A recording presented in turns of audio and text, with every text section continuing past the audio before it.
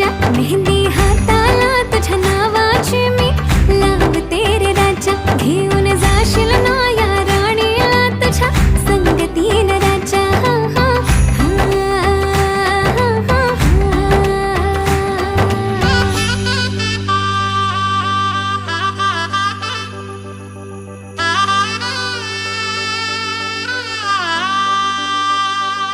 सजली ही नवरी बाई नवरोबासाठी ग, गाली हळदी चाले दिसते किती गोड ग.